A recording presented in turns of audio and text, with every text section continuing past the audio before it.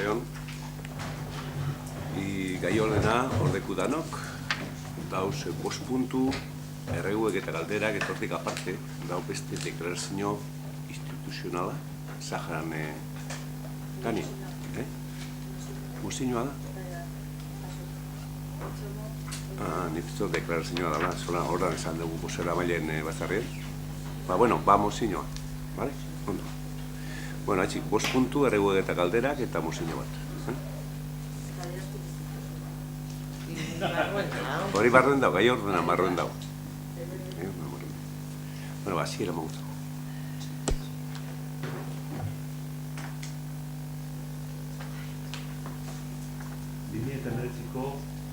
Eta meretziko urtarriaren 30ean izandako batzarrai daukien akta onartzea.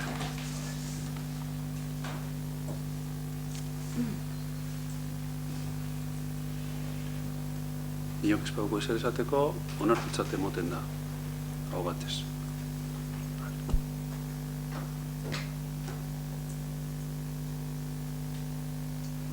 Bigarren puntua.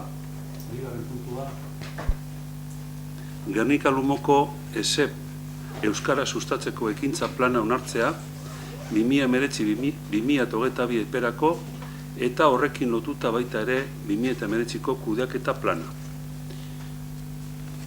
Proposamena hautxe da. Gernika Lumoko Euskara sustatzeko ekintza plana 2019-2022 eperako onartzea. Ekintza plan horri lotuta 2019ko kudeaketa plana onartzea. Aurreko plan estrategikoa onartu zenean hartutako konpromisoa berrestea, hau da, Gernika Lumoko udalak bere aurrekontuko osoarekiko euskararen sustapenerako erabiliko duen portzentajea ez da 3,1-tik jaitsiko. Eta erabaki honen berri emotea Eusko Jaurlaritzako hizkuntza politikarako sailordetzari eta Bizkaiko Foru Aldundiko euskara sustatzeko zuzendaritzari. Hori da proposamena.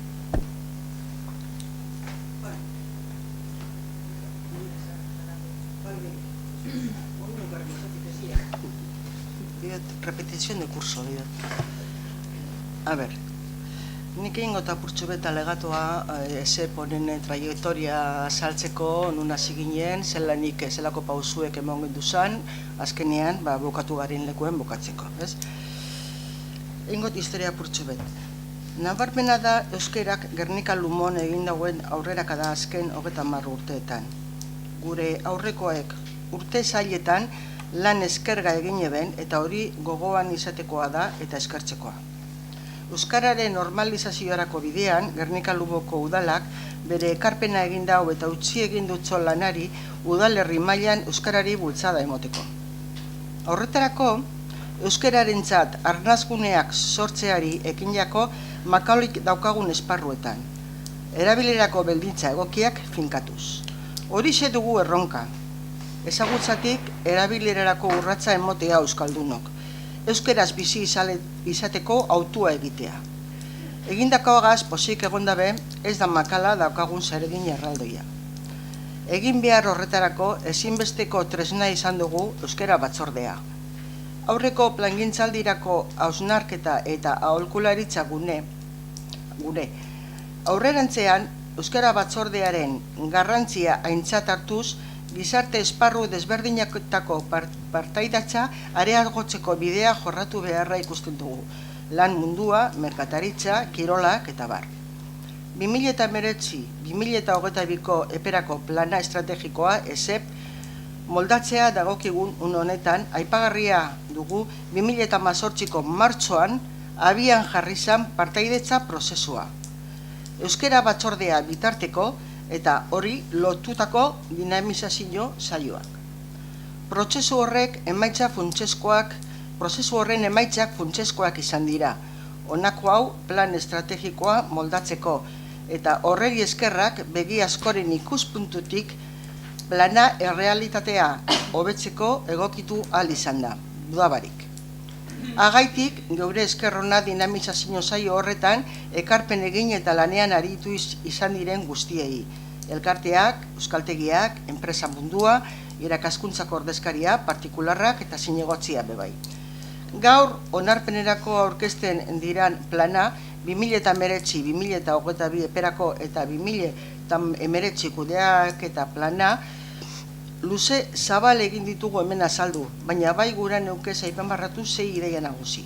Lehenengoa, plan honetarako lan urteetarako 119 ekintza proposatu dira, eta 23 ekintza berriak dira. Partaidetza prozesuan proposatutakoak. Euskararen normalizaziorako aurrekontuaren orokorra bikoiztu eginda, 2003tik ona. Hirugarrena, aurrekontutik gehien, bigarren helburu estrategikoan dago, erabileran, baina kontuan hartuta hor dagoela euskara zerbitzuko giza balibidearena, adibidez, pertsonalarena. Laugarrena, ekintzak gehitu egin dira asko, bigarren helburu estrategikoan, osea, erabileran. 2003tik 2019rako bilakaeran ikusita, kontuan hartu behar da, zehar lerrokoen ataleko ekintzarik gehienak erabileragaz daukiera loturarik handiena. Berreskuratzen ari gara 2008-2010 sasoiko gailurra, urteko aurrekontuari dagokionean. Gernika Lumoko udalak euskararen sustapenerako erabiliko dagoan portzentaia ez da jaitsiko jonek esan duen moduen 3,1tik baino gutxiago izango inoiz. Udalaren urteko aurrekontua osoarekiko. Beraz, aurreko plangintzaldietarako irizpideak jarraitzeko proposamena egiten da. Plan hau herriarentzat da eta herritarren inplikazioa gauzatu ahal izango da. Baina ahaztu barik erabakia pleno honek hartzen dauala eta funtsezkoa dela hemen jesarten garen zinegotzion inplikazioa. Mila esker parte hartu dozuen guztioi. Bai, nik horren arira, gu baietz bozkatuko dugu plan honeri eta bebai kudeaketa planari, baina gure neban gure irakurketa politikoa egin, gure bozkarena. Gupe hartu dugu parte prozesu horretan, oso interesgarri izen da, oso zabala, anitza, aberazgarria, eta gainera aurreko planei begitu jakez helburu, ideia eta esparru berri batzuk. Plan horretan, aurreko planetan, gauza bat niretzako nabarmen gelditu zen eta azkenean Marisak azkenengo honetan esan dauen implikazioa gazlotzen dut. Guretzako ez lidergo bakarra, baina erakunde honen, udal gobernuaren bultzada nahita eskoa da kasu honetan. Eta sarritan ikusi izan dugu bultzada horren falta. Komunikazio arloan, publizitate arloan, euskararen erabilaren arloan.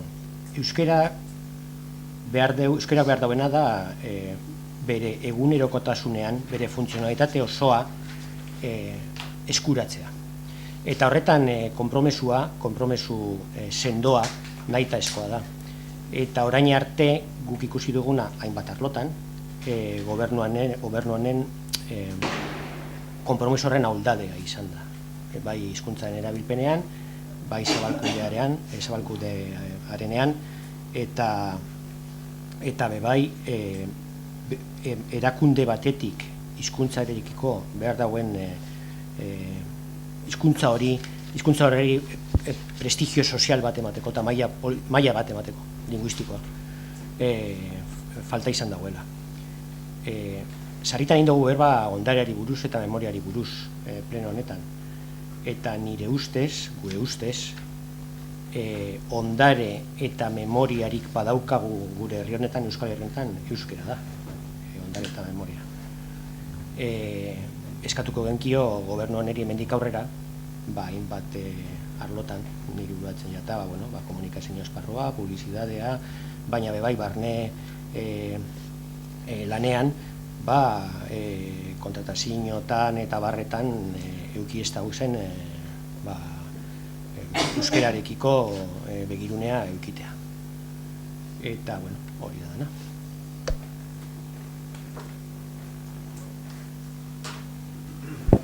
Bueno, proposamen honen aldekoak aho batez onartzen da.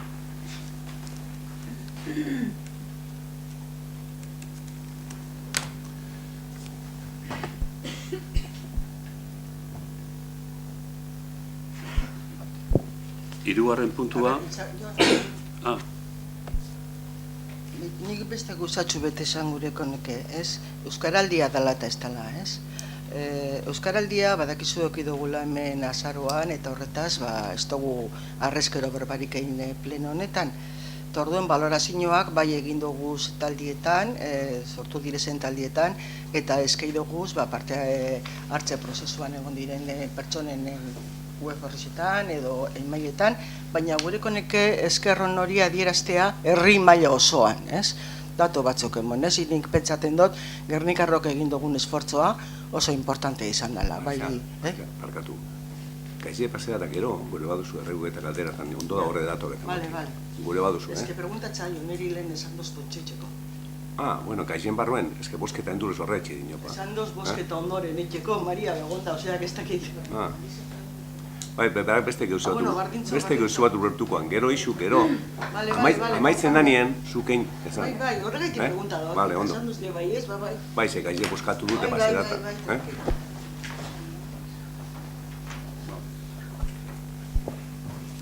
Orduan, hirugarren puntua, Gernika Lumoko aporen industria erabilerarako hiri lurzoruaren txaporta 2-3 azpizonako industria lursailaren bigarren xehetasun azterlanaren behin betiko onarpena. Proposamena da Gernika Lumoko hiri antolamenduaren plan nagusiaren industria erabilerarako lursailaren bigarren xehetasun azterlana onartzea. Carmen Legiarte Goikolea jaunak Inversiones Goikolea SL enpresaren izenean eta ordezkaritzan sustatua eta MAP arkitektura proiektu urbanismo SLP arkitektura estudioak idatzitakoa. Bigarrena da, erabaki hori Bizkaiko aldizkari ofizialean argitaratzea eta zuzenean eragiten dien jabeei eta gainerako interesatuei bidezkoak diren errekurtsoak adierazirik jakinarazpena egitea zuzenean. Eta hirugarrena, hirigintza zerbitzua ematearren likidazioa egitea dagokion udal ordenantzak zehaztuta duenaren arabera. Baina proposamena.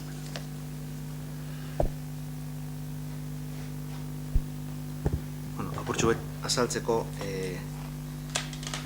hemen jonek irakurri duzkune, hau txaporta 2 poligonoa apurret kokatzearen da zelan azalduko genik ezagutzen duzu Carmelo Transportes Carmelo Ideologika Logistika Plataforma dagoen lekua eta da ondoko orubeari buruz gauz berbait. Jabe Bardinek erosi dabe terreno hau eta euren proposamena zan apoan agertzen dan volumenan forma aldatzie oraindekien plataformaren parera eraiki ahal izeteko. Hau egiteko egon zan tresna bakarra, urbanismoan tresna bakarra zan azterlan hau hasiera baten dekretoz aprobo zan, egon da publikoari esposaketa bat egin da, eta pasadan hastien eraman gendun hirigintza batzordera, eta pesteri barik dakagunan.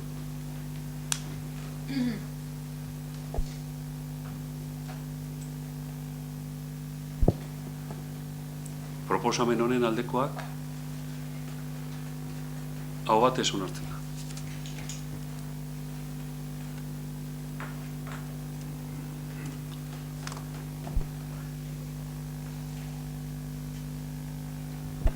Laugarren puntua,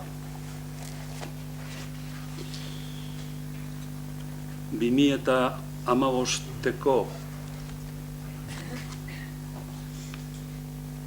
abenduaren 30ko tokiko gobernu batzarreko ebazpena kaltegarri deklaratzeko espedienteari hasiera emoteko proposamena.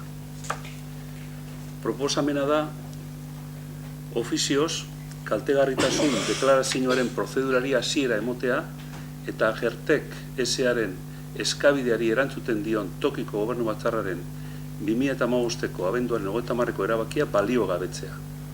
2012, 2013 eta 2014 urteetako galerengatik €603.383,33 euroko zenbatekoan. OTA kontratuaren oreka ekonomikoa berrezartzeari buruzko erabakia hain zuzen be. Bigarren puntua, udalbatzak proposamena gauzatu aurretik entzunaldia emotea espedientean batzen diren interesatuei. Hori da proposamena.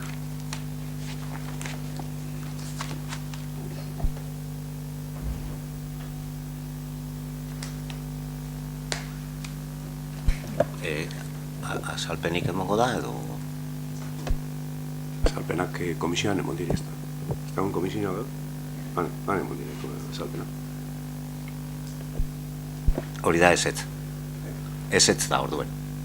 Azalpenak emon da da. Galdetu ingo dut.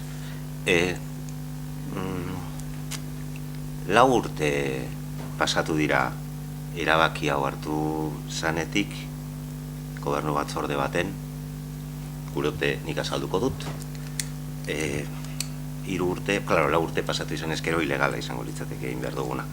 3 urte eta piku pasatu dira erabaki hau hartu zanetik.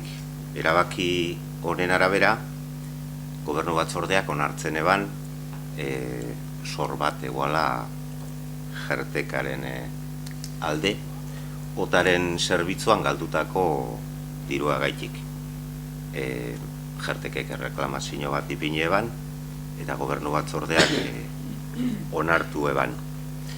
Gero, 3 urte honetan zier, nik izaiz zenba biderrez galdetu dudan, askotan galdetu izan dut, ia zertan dauen otanen zorraren asuntoa, eta beti esan jat, ez dagoela zorrik, ez dala zorra, eta gobernu batzorde horretan hartutako erabaki horrek ez dekola trascendentzirik, ze osoko bilkura honek hartu behar dauen erabaki bat dala. Eta hori jarraitu duzu errepikatzen nik galdetutako aldi guztizetan. Eta oin derrepentean, eta oker banago, mesede zuzendu, eta ez banago oker, arrazoi emon, orain hasten garen prozedura hau, da hain zuzen be, udalak berak, udalari kontentzioso bat sartzen deutzo, berak hartutako erabaki bat herriaren interesen kontra doala frogatzeko. Hau da, guk orain hasiko dugun prozeduraren akabu izango da, guk pleito bat sartuko dutzagu udalari, udalak hartuniko erabaki bat herriari kalte egiten dutzolako. Eta urte askotan zier, ibilizari esaten ez dala ez zorrik, eta bueno, ez da egit, oin igual erantzun ingo duzu, ez da egit zaitxik hasikeratik ez duzuen azalpenik emon gure izen, bueno. Bueno, ez da hilebete bada, engedun berba ez dezima, egunen ordu bete do, renganen berbetan, eta hor, esan zuen, gizia besto galdetuko ze dokumentu edeteko tamen, da gizia besto galdetuko grabeta hongo da, ez da? Oino, astu injatzu, atzera azteko, Uzurrek esaten zuz beste leku batzutan. Esan duzuz, da hor da grabeta dauz.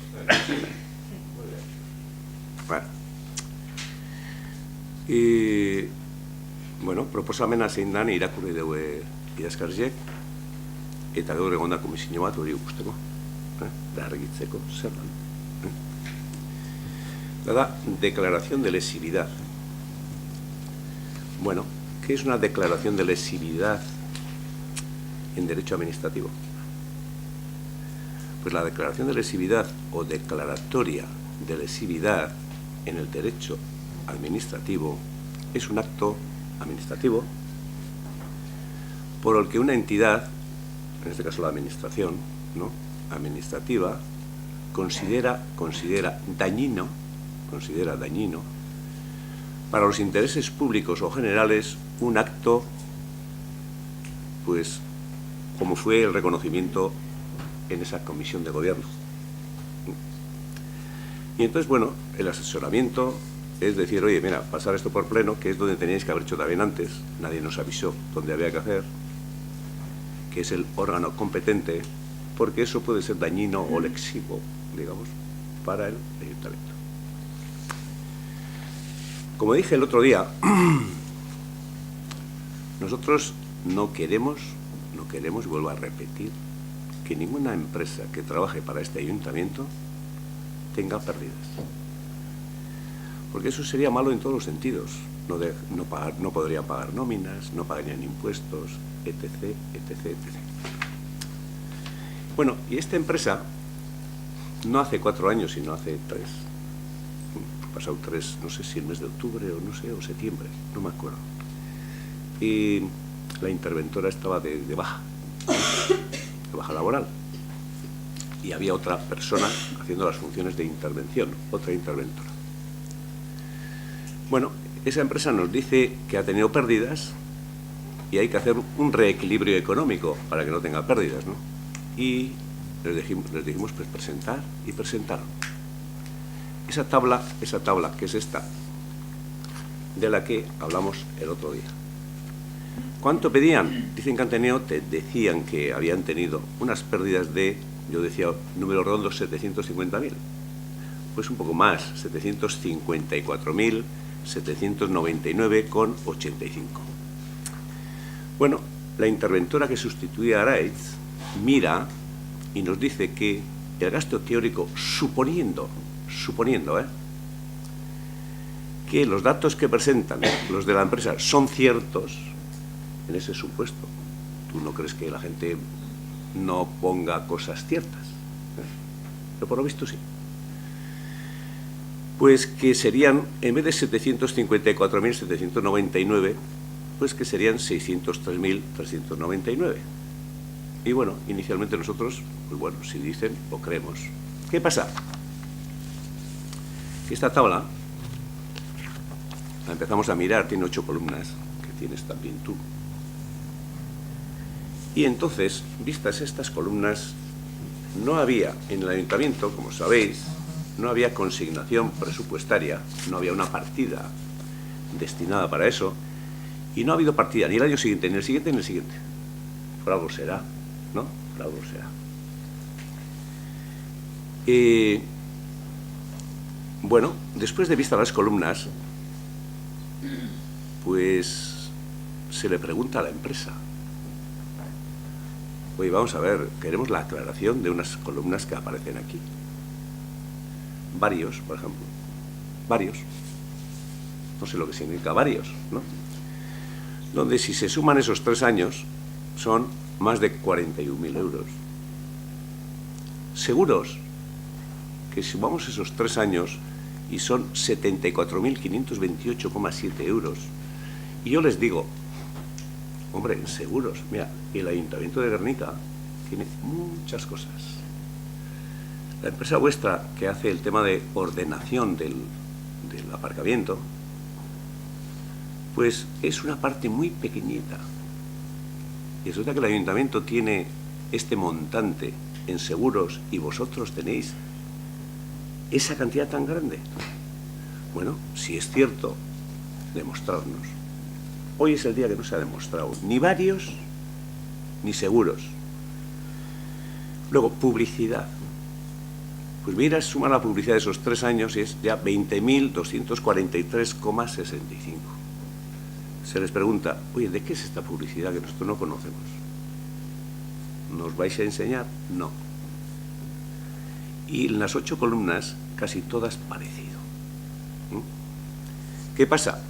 Que nosotros dijimos, no vamos a pagar. Se ha hecho un acto pensando en que vosotros habéis presentado las cuentas bien, que eso era cierto, pero no ha sido cierto. Entonces nosotros no vamos a abrir ni partida presupuestaria ni vamos a pagar. Bueno, ¿qué pasa? Que viene el Tribunal de Cuentas a analizar el ejercicio 2016 y hablamos con ellos y los técnicos, los especialistas en ese tema nos dicen, eso hablamos el otro día, hay que hacer una auditoría. Bueno, auditoría o un informe especial del resultado de la explotación de esa empresa que da ese servicio al Ayuntamiento de Guernica. Les comunicamos eso a la empresa y en ese momento ya lo que era mucho antes 754.000 y pico, después aceptaban para 6 años 603.000. Pues ahora van y dicen que bueno, que las pérdidas que ellos han tenido son 463.628,96. Estoy repitiendo lo del otro día. Pero ¿qué pasa? Que va la empresa, una empresa de economistas y abogados, les dan las cuentas y dicen, no, que no han tenido esas pérdidas, en esos 6 años, en 6 años, no en 3. Han tenido unas pérdidas de 295.204,77. Bueno, pues nosotros les notificamos, pero hay un acto administrativo que no sé, bueno, se creyó que habían presentado correctamente, no lo hicieron, y por eso estos 3 años está sin pagar, porque esa decisión se tomó en diciembre del 2015. Y el trámite que hay que llevar ahora, según la asesoría jurídica de este ayuntamiento, es decir, llevar a pleno, porque esto es lesivo, no sin X, lesivo para el Ayuntamiento de Guernica, o sea, dañino, ¿no? Y tenéis que pasar por pleno. Eso es lo que hay. Nada más.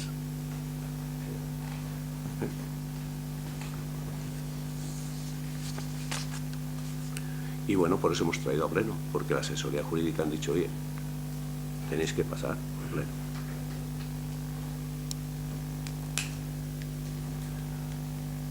Bueno. Bai, amaitu duzu ez. Hombre, esan aben ez nabela galdetuko, baina, karo, de repentean agertzen da dokumentu bat, nun udalak beren buruari kontentzioso bat sartu behar dutzola, pues me sorprende y pregunto. ¿Esto no va al contencioso administrativo? Claro que va al contencioso. Es la única manera de anular un acto. Hombre, si el origen de ese acto fuese la falsedad documental por parte del que ha promovido el acto, seguramente sería una acción judicial contra el que ha falseado la documentación. Pero bueno, o sea que, a ver, que yo me aclare. Se toma la decisión el 30 de diciembre de 2015, pero se toma una decisión y se decide no pagar. Pero se toma la decisión, a pesar de que se decide no pagar. Eso es una cosa muy rara lo que ocurre en ese Consejo de Gobierno. O sea, que vosotros tomáis una decisión de aceptar una deuda, pero al mismo tiempo que estáis tomando la decisión, estáis diciendo, pero no vamos a pagar. Y no vamos a meter dinero en el presupuesto porque no vamos a pagar. Es una manera un poquito a la ligera de tomar decisiones que luego nos llevan a tener que llevar a cabo este procedimiento. Eso es una cosa, o sea, decides algo, pero ya decides, a pesar de que lo decides formalmente en un documento, en una institución, decides, pero no voy a pagar. Y luego ese documento de 8 columnas que lleváis 4 años, parece ser, mirando a ver qué pone en cada columna, porque hasta ahora no habéis hecho nada y resulta que cuando viene el Tribunal de Cuentas, que tendremos que agradecerle la auditoría del Tribunal de Cuentas y tendremos que agradecer a algunos grupos de los que estamos aquí y otros que están en las Juntas Generales haber pedido al Tribunal de Cuentas que haga la auditoría de este ayuntamiento, al final ha sido bueno que haya venido el Tribunal de Cuentas para que aquí se tomen las decisiones y se hagan los actos de otra manera. Pero ya te digo, yo pregunto porque me sorprende que de repente una cosa que parecía que hace 2 plenos, hace 2 meses, estaba ya zanjada con los 290.000 euros de deuda que íbamos a, de deuda o de desequilibrio, como le quieras llamar, que íbamos a aceptar, de repente no, que es que aquello que habíamos dicho, pero esto no, como hay que tomarlo en pleno, pues no hace falta tener en cuenta esta decisión. Y vas a llevar un proceso que empieza hoy, que tiene un periodo de audiencia, que si en ese periodo de audiencia pues no aparece nada más, volveremos a traer a pleno, entonces tomaremos la decisión definitiva de declarar esto lesivo para el interés público y después de llevarlo a pleno lo tendremos que llevar al contencioso administrativo y será un juez el que decida si esto es lesivo o no. Es decir, tomarse las cosas a la ligera y ir diciendo que esto yo ya lo había decidido y eres tú el que molestas con la pregunta, pues me parece que está un poco fuera de lugar cuando esto es una equivocación, un error, no sé si queriendo o sin querer. Ya digo, si uno decide algo el 30 de diciembre del 2015 y a la vez está decidiendo no cumplir lo que decide, pues algo raro hay. Mira, yo no te voy a tratar como nunca creo que te he hecho, en plan ese, no sé, ¿no? En plan un poco, no sé, despectivo. No, yo creo que no. Tú me llamas mentiroso cada pleno. No, yo solo te llamo mentiroso y te voy a recordar. Te voy a recordar. Te voy a Mentiroso hoy. ahora, no, te voy a recordar. Te voy a recordar. Te voy a recordar. Tú has dicho muchas cosas, yo habré dicho muchas. Aquí hubo un pleno. Aquí hubo un pleno. No, que cuando íbamos a sentarnos en este pleno, estaba ocupado. Todo este salón de pleno estaba ocupado en los sitios que nos sentamos. Y luego, se les dijo que no podían estar aquí. Se sentaron ahí. Y tú dijiste, y te recuerdo, y está grabado. Yo por eso te dije que no, habías faltado a la verdad. Eso no sé si es mentira. Yo les conozco a todos. Estas son gente joven de Guernica. Y más de la mitad de la gente eran de Rigoitia. ¿No ves? El que mienta soy yo. De Rigoitia, de Forua, de Arrazua. Y tú les conocías muy bien. Yo también les conocía. Pero tú estabas diciendo que todos eran de Guernica y no era cierto. ¿Te suena mal lo de mentira? No era cierto. Esa es una de las cosas que te dije. Y alguna más. Que es, además, como aquí se graba todo, se puede mirar. Se puede mirar. Bueno, y este tema ha sido, como yo he dicho, y tú nos estás menospreciando. Yo no te voy a hacer eso nunca. Y sí se tomó, pero ¿de qué manera? Porque la interventora de ese momento dijo, y vuelvo a repetir, que la pérdida teórica, suponiendo que los gastos que presenta la empresa son ciertos, es esta. Pero ese supuesto es el que ha fallado. Entonces lo que hicimos, y yo personalmente lo hice, y compañeros míos lo mismo, era analizando esto, y esos varios, esos seguros, esas cosas, pues eran una verdadera pasada. Entonces dijimos, esto no, ese acto que hemos hecho de tomar ese acuerdo ahí, no se puede ejecutar, no podemos pagar, porque esto no es cierto. Y no pusimos en 2016, ni en el 17, ni en el 18, ninguna partida económica para pagar eso. ¿Por qué? Por eso. Y luego, pues aquí hay una asesoría jurídica que nos han asesorado y ha dicho, oye, tenéis que llevar al pleno y esta es la metodología. Pues por eso está aquí. No para hacer daño a este pueblo, sino para favorecer.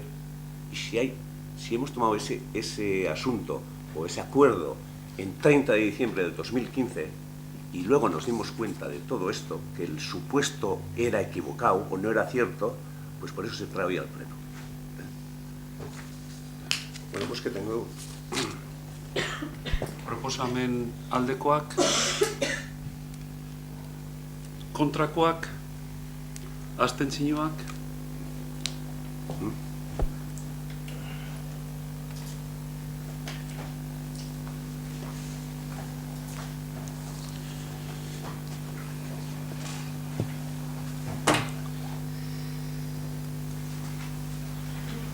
Bosgarren puntua, martxoak 8 emakume nazioarteko eguna dela eta adierazpen instituzionala.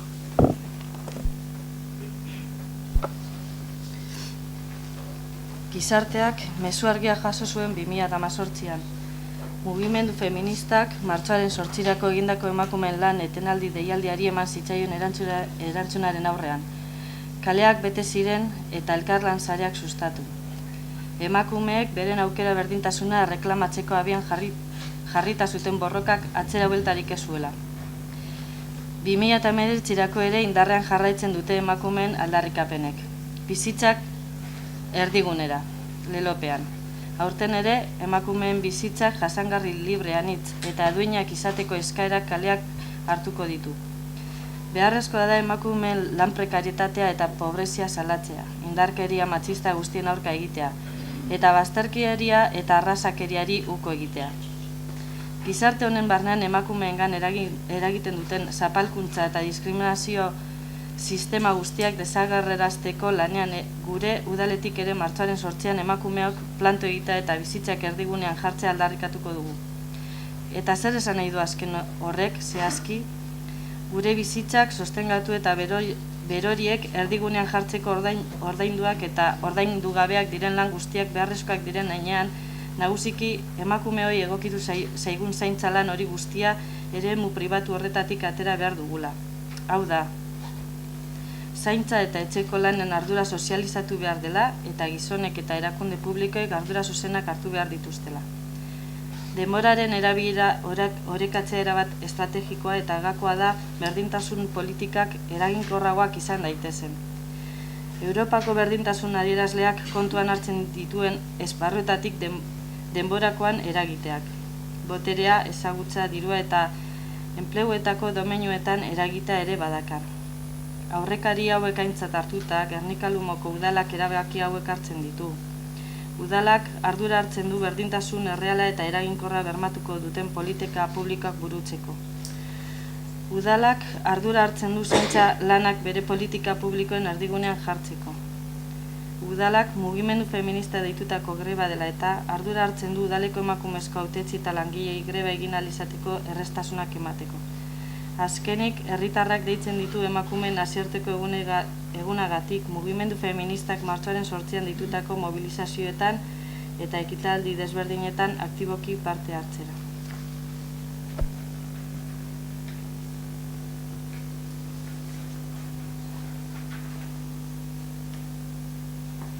Bai, hemen zehaztiarren igual apurtxuet Gernikeko deialdizek, egunin zier egitarau oso bat egongo da, baina igual deialdi nusizik izango die, berdiko 12etan eta atzaldeko 7etan. Orduan bai, bat itxe deialdi horregaz eta animetera Gernikarrak bertan parte hartzera.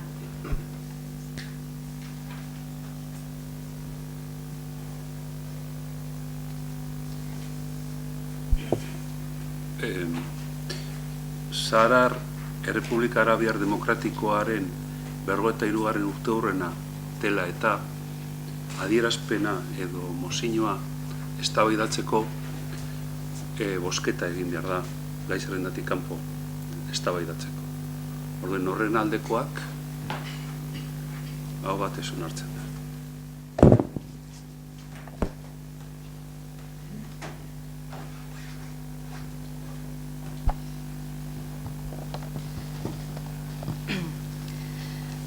Zehaz den 53.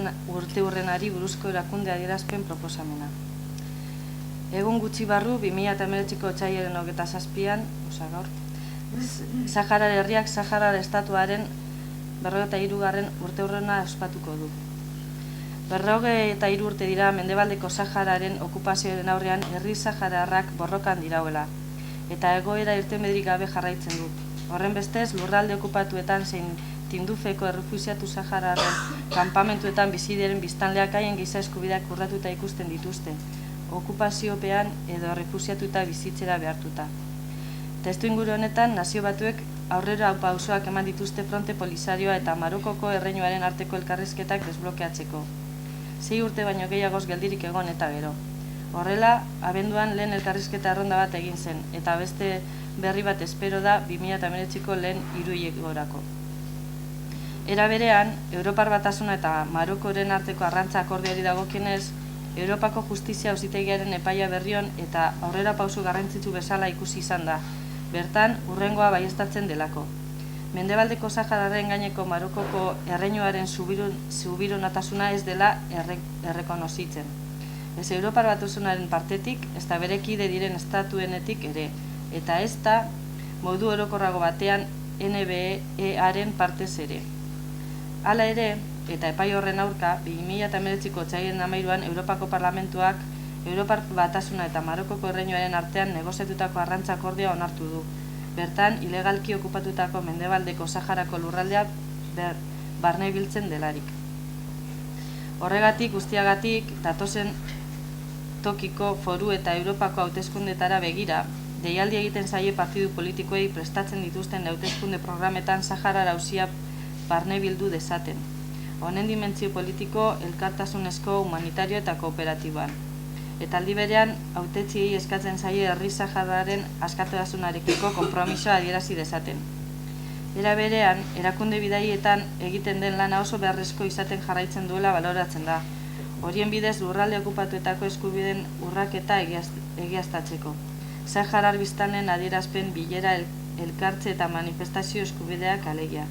Eta baita nazio batuen ebazpenak bete eta giza eskubideak errespetatzeko eskatzeko.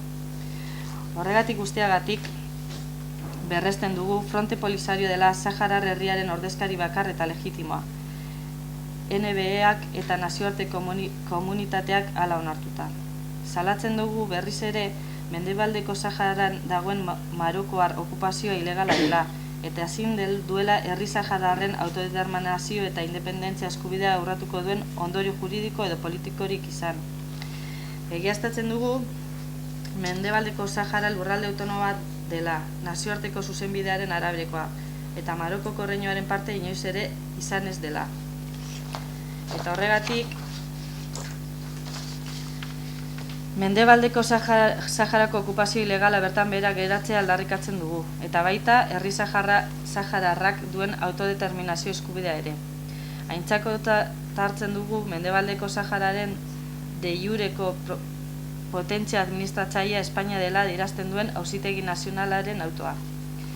Exigitzen diogu Marokoko erreinuari Saharar preso politiko eta kontzientziaskoak berehala askatu ditzan, eta horrek kontrolatzen dituen kartzeletan giza eskubideen urraketak amaitu daitezen, presoen osasun fisiko eta psikikoa bermatuz. Aldi berean familiei elkartasuna adierazten diegu. Salatzen dugu Mendebaldeko Saharan Marokoko erreinuaren eskutik egiten ari den errekurtso naturalen bidegabeko ustiaketa, eta lurralde horretan lan egiten duten enpresei nazioarteko zuzenbidea eta Saharar biztanleen eskubideak errespetatzea eskatzen diegu. Interesa dutenei, enpresak eta herrialdeak, herri Sahararen ordezkari zilegiarekin, Fronte Polisarioa, negoziazioak hasteko eskatzen diegu. Gogoratzen diegu, eurodiputatuei Marokorekin negoziatutako arrantza akordioaren alde Europako Parlamentuan otsailaren 13an eginiko bozketa, zeinek Mendebaldeko Sahara barne biltzen duen, legez kanpoko izango dela. EUko justizia auzitegiaren epaia ez errespetatzeagatik. Eta argatik akordio horren kontra gauzatzen diren kanpainekin bat egiten dugu. Marokok ez duelako subiranotasunic Mendebaldeko Sahararen gainean. Salatzen dugu Marokoko erreinu eta Europar Batasunen arteko arrantza akordio horren onarpena Europako Parlamentuak otsailaren 13an onartua eta Mendebaldeko Sahara barne biltzen duena akordio horri Sahararen eta haren bidezko ordezkari den Fronte Polisarioaren onarpenik gabe eginagatik. Eskatzen dugu Nazio Batuen partez Mendebaldeko Saharako gatazkaren irtenbide justu eta behin betikoa lehenbailen bideratu dezala. Irtenbide hori ezinbestez herri Sahararen autodeterminazio eskubidea referendum bitartez gauzatzetik pasa beharko da. Eta NBren giza eskubideen kontseiluari eskatzen diogu Mendebaldeko Saharako giza eskubideen errelatore bat izendatzeko. Berriz eskatzen dugu Mendebaldeko Saharako egoera larrian aurrean MINURSOak haren funtzioak handitu ditzan. Argatik, Nazio Batuei eskatzen diogu MINURSOari Saharar biztanleen giza eskubideen zaintza eta ikuskaritza eskuduntza eman diezaion lurralde okupatuetan. Exigitzen diogu Europar Batasunari Marokoko erreinuarekin duen lehentasunezko akordioan ezarritako giza eskubideen errespetuari dagokion klausula gauzatu dezan. Indartzen dugu gure lankidetza emakume Sahararren batasun nazionalarekin hark errefusiatuen kanpamentuetan gauzatzen duen bere biziko lanagatik. Era berean, emakumeen giza eskubideen urraketa eta ikusezintasunaren gainen arreta deitzen dugu, bereziki lurralde okupatuetan desagertutako emakumeen gainekoa. Eskatzen diegu euskal erakundei elkartasun laguntza eta laguntza humanitarioa indartzea, bai Tindufeko Saharar errefusiatu kanpamentuekin zein lurralde okupatutako biztanleekin. Adierazten dugu Zehazen 43. urteurrenaren ospakizunak direla eta Euskal Erakunde ezberdinek Tindufeko refusiatu kanpamenduetara bidaia egingo dutela, herri saharrekiko konpromisoa berresteko. Estatu Espainiarrak Mendebaldeko Saharari dagokionez duen arduraren jakitun izan da, Espainiako estatuari hurrengoa eskatzen diogu. Marokoko erreinuari Mendebaldeko Saharan giza eskubideak errespetatu ditzan exigitzeko eta baita biztanle saharraren kontrako indarkeria bertan bera utzi dezan. Horren bestez, Nazio Batuen eta Europar Batasunen baitan MINURSOak Mendebaldeko Saharan giza eskubideen ikuskaritza eta babesa gauzatzeko eskuduntza izan dezan lan egiteko eskatzen diogu. Saharar biztanleen giza eskubideak errespetatzeko exigitu dezan, Ginebrako giza eskubideen kontseiluko kide izango den heinean, 2018-2020 aldian. Fronte Polisarioari estatus diplomatikoko ordezkaritza aitortzeko, herri saharraren ordezkari zilegi bakarra den heinean, NBak hala onartuta, zea da onartu dezala horren bestez. Biztanle saharrarekin duen lankidetza eta laguntza humanitaria areagatu dezala, bai errefusiatu kanpamentuetan zein lurralde okupatuetan.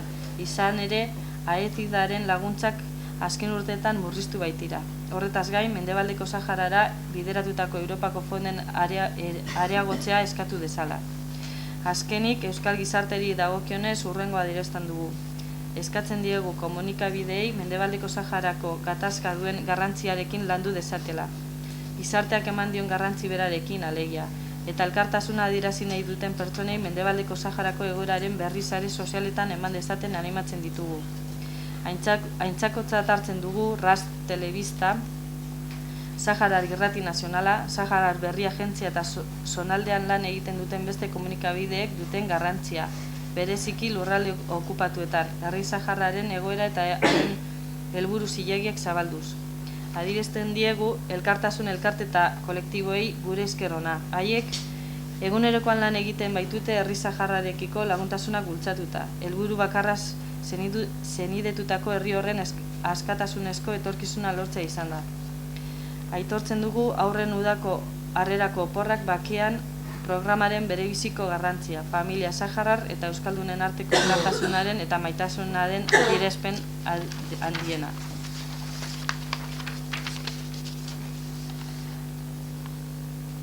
Erakunde adierazpena hurrengotara bidaltza proposatzen diegu. Nazio Batuetako idazkari nagusia, Ginebrako giza eskubideen batzordea, Horst Kohler jauna, NBko Mendebaldeko Saharako ordezkari berezia, Europar Batzordea, Espainiako Estatua, Espainiako Erregetxea, Fronte Polisarioen Euskadiko ordezkaritza, Marokoko gobernua.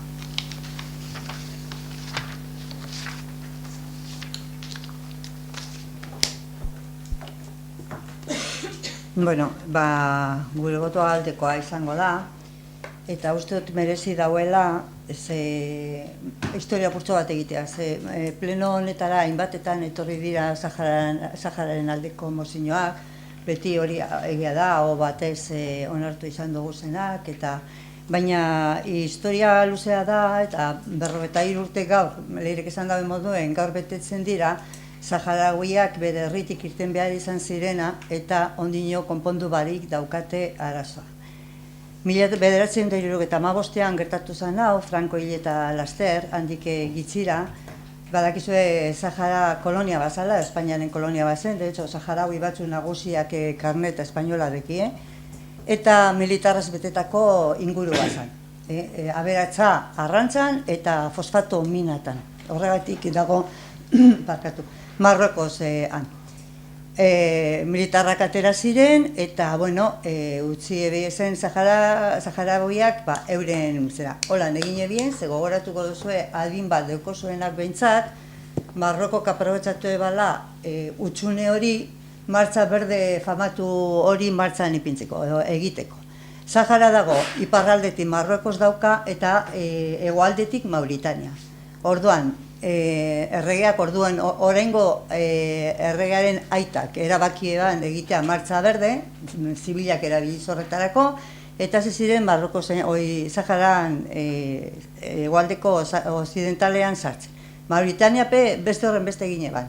Hegoaldetik gorantza, ziren beste intentzioa gaz behintzat, baina horrek erretiratu egin ziren, baina Marrokozek okupatu egin ebe.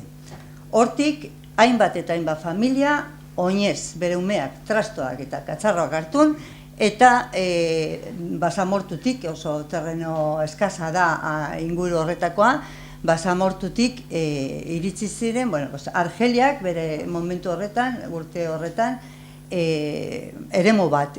Zozer esateagatik, ez dakit inor hemen kanpamentuetan egondan, nik eukidot egoteko aukerie, eta infernua da. Ez da eremu bat, ez da benetan. Da munduko azken leku bat. Dana harria, basamortua da tinduf, baina harria, baina ez da, harririp ez da, harre zea, eta bueno, baldintza eskasekin bizitzeko bidean, bombardeatu egin ebiezen, ez dakite, gaz mostaza edo bota, total desastre bat izan zela. Orain 43 urte, nolabaiteko zer bat egin ebien tindufen inguru horretan distribuzio bat, eta bertako distribuzioa da euren herrikoa. Dagla eta provintzia guztiek irekie beran izenekin, eta hau guztia, eta aprobetxatu gure dut, eta azpimarratu gainera, ze Saharar emakumei esker egin zan guztia. Saharar emakumeak hartu eban beregan, ardura hori ze nagusiak eta umeak eurek atenditzen ebien, eta gizonak gerran egoazan. Momentu horretan, gerran zegoen Marrokoren kontra. Goiti bera dau horre minas beteta, orain zona okupada deitzen dena da Marrokos dagoen zer hori, eta bestaldea tindufekoa, eta zati bat badekie liberatuta gerra horretan. Gerra hori amaitu zen aspaldi, Minurso jarri zuen Europar Batasunak Minursoko destakamentu batzukan, baina ez da ezer lortu. Ez dago bakerik, jarraitzen dut urratzen giza eskubideak, eta bar. Baina nik gauza bate postu nau, orain lehera irakurri duzun honetan, eta da Saharauien arazoa, eta batzuk beti buruan euki, agenda politikoetan jarri gure dago honek. Hemen badau zer baten horregatik guztiagatik datozen tokiko foru eta Europako hauteskunde begira, deialdia egiten zaie partidu politikoei prestatzen dituzten hauteskunde programetan Sahar hauzia barne bildu dezaten honen dimentsio politiko, eta bar. Hau da, agendatan sartu gure da arazoa. 43 urte infernu haietan batzuk bertakoa dira, 43 urte honetan ume asko jaio dira bertan, eta, dekiezen karentziekin, osasuna eta hori. Eskatzen dabe bai, ze Europatik janaria iristen dara, batez be proteina behar da, atuna eta hori, baina hori be gerotak gitxi hau. Eta oso arazo handiekaz dabilz jenteari jaten emoteko, janaririk ez dau. Ez da urik, ez da ezer. Da basamortua ideia hori dekoguna. Gernika nik ez dut gogoratzen zenbat urte direzen, baina igual izango dira 15 urte, igual Jose Mari gogoratuko da, zen nigaz etorri zen lehenengo kumeak etorri zirenean sondikara orduen, igual 18 urte izango die, orduen 20 piku familia lortu gendu zen, hemen aipatzen dan umeen oporraldia, ez da oporraldia, bakazionez esaten dau, baina 2 hilabete edo hilabete eta erdi, hori hilabete eta erdi izaten di efektiboak dira, umeak ondo jateko, hemen errekuperatzeko zer esasunaren aldetik, eta eramaten dira ze implikazio handia dau osakidetzatik bebai, umeak aztertzen dira, zer egin behar bada, aprobetsatzen da denboraldi hori egiteko. Hortik ona, familiak zoritzarrez gerotak gitzi hau dekoguz, baina bai mantendu dugula gure aurrekontuetan, gure zeretan, partida horietan, partida txikia baino espadabe Saharako umeak ekarteko zer horretara deikatuta. Gernika espadatos be, Gernika nahiko eskuzabala izan da urteotan, ze aukera da espadago familiarik, zentroetan, olako zeratan, koloniatan eta ukitzen da bez, baina kontu da umeak handik ateratzea eta uda partea hemendik pasatzea, eta guk diru bat bai dedikatzen dugula horretara. Euskal Fondoak be bai, nik aipatu gure edo berezikiz Euskal Fondoak kooperazioarekin lan handia egiten da, baina Sahararekin egiteko implikazioa be itzela da urte askotan. aprobetsatu gure dut, jake kooperazio kontutan gabizen, esateko, bueno, ez du gure, ez du, hemen apunta doz, oin 3 urte edo, Abdelaziz presidente handik egitzira izan zenari, Gernika sarietatik aipamen berezi bat eman jakon. Orduan hori be, Gernika herri honek eta udal honek egin dau.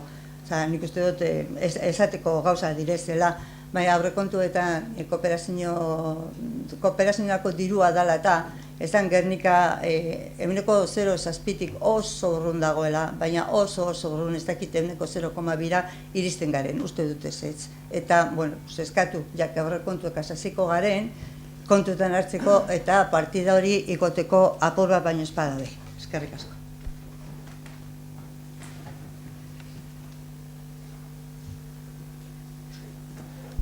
Bosketa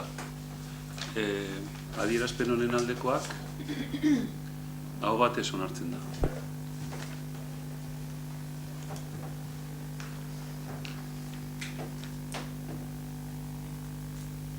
Eskaerak eta galderak.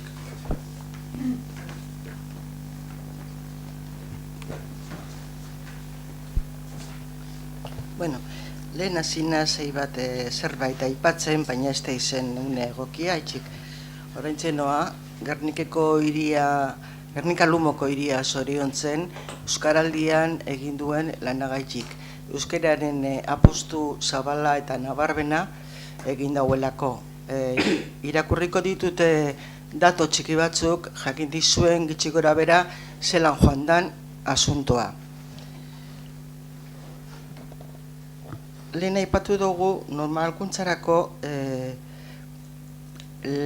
gaurkorako planak direla tresna egokiak, baina benetan planen mamia jardueretan gauzatzen da. Horregaitik ezin dut zeo zerra aipatu barik itxi. 2018an garatu den Euskaraldia, Euskal Herri osoan egin den ekimen bategaz bat egin dugulako. 2018ko otsailean sortu zen Euskaraldia batzordea Gernika Lumon. 14 ordezkariek hartundabe parte bertan, gizarte esparru desberdinetakoak, eta 10 batzar egin ditu 2018an zehar. Pasadan otsailaren 12an egindako batzarraren balorazioa oso positiboa izan da. Batik bat, herri mailako funtzionamentuari dagokionean, ahaztu barik Euskal Herri mailako koordinazioa dituen agatzak.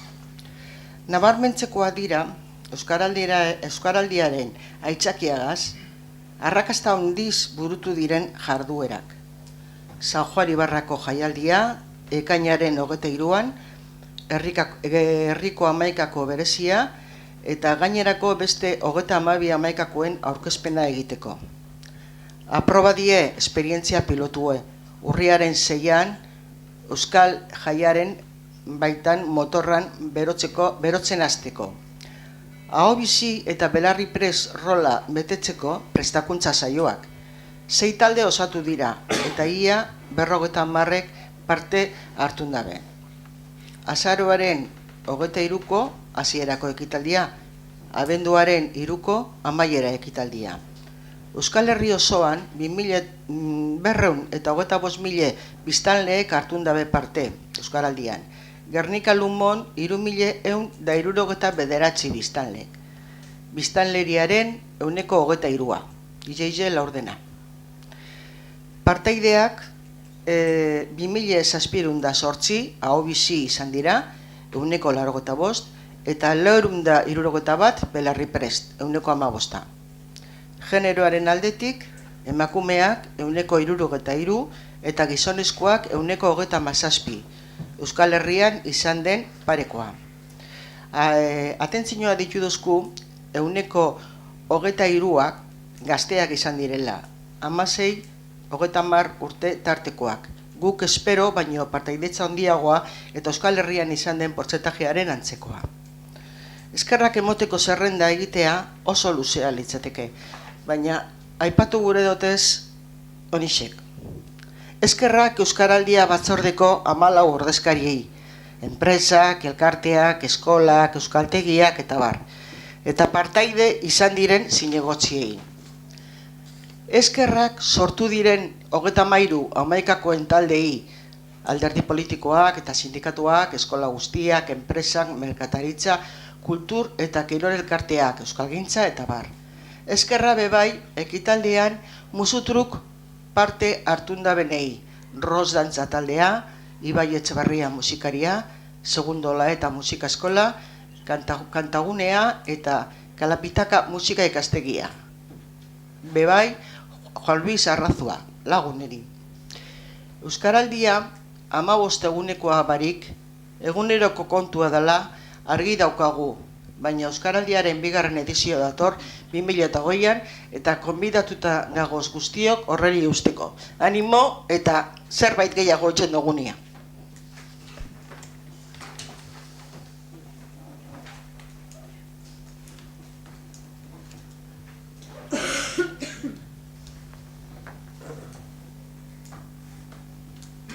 Galdera giziago dago.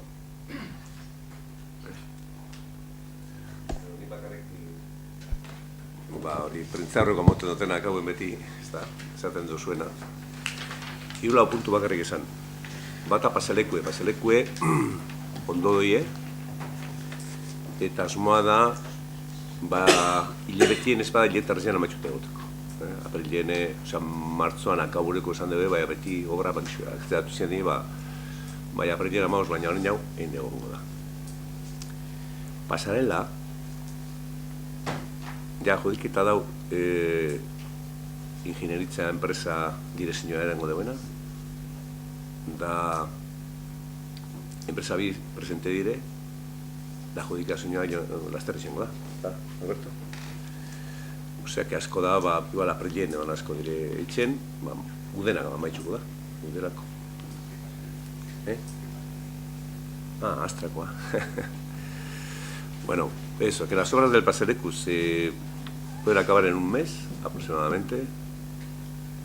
Y, bueno, las obras siempre se retrasan un poco, pero a mediados de abril seguro que está acabado, por lo que dicen la dirección de la obra. La pasarela ya está adjudicada la ingeniería que va a llevar la dirección, la pasarela delante de Correos a Astra, y luego sabéis que va también la plaza, se va a hacer la conexión de la calle Industria y Alhóndiga con la plaza, eso no está conectado a la misma altura, a la misma cota. Luego, la acera, que eso comentamos en el pleno anterior, que va desde el refugio enfrente de Astra hasta superar Talleres, con el retranqueo correspondiente del muro, unos 162 metros de longitud, con una anchura de 2 metros. Esa acera va a estar hecha para el 26 de abril, antes del 26 de abril, para poder hacer la apertura del refugio de Talleres al público, pues el 26 de abril. Y luego hay una cuarta cosa, que estamos esperando a que hicieran la reunión de la comunidad. Pues en Rentería sabéis que pusimos 2 fotografías antiguas, ¿no? Pues ahí donde está, en Saraspe, donde está el bar Aterpe, en esa plaza, en esa vivienda, en ese edificio que está el Suaispe y todo esto, ahí se va a colocar 2 fotografías del año 50 aproximadamente o por ahí, que donde aparece lo que era el garaje San Cristóbal, que antes no había viviendas arriba, y aparece aquella fotografía, la antigua. Y luego aparece otra foto con un vehículo, con un coche de la época levantado, y detrás se ve la Casa de Papel. La Casa de Papel era el Ultramarinos de Santa. También aparece, que eso estaba hasta hace 20 años aproximadamente. Y bueno, y la pena es que, bueno, a mí quien me trajo las fotografías fue el hijo del propietario de ese garaje en su momento, que él me dijo que era de sus padres, de Jesús María Gremalloa, y con tan mala suerte que el 30 de agosto 31 murió, ¿no? Una pena, entonces va a ser como un pequeño homenaje a él, ¿no? A él y a su familia, que son los que estuvieron ahí. Y eso tendremos para finales del mes de marzo. Bueno, va a ver este barik.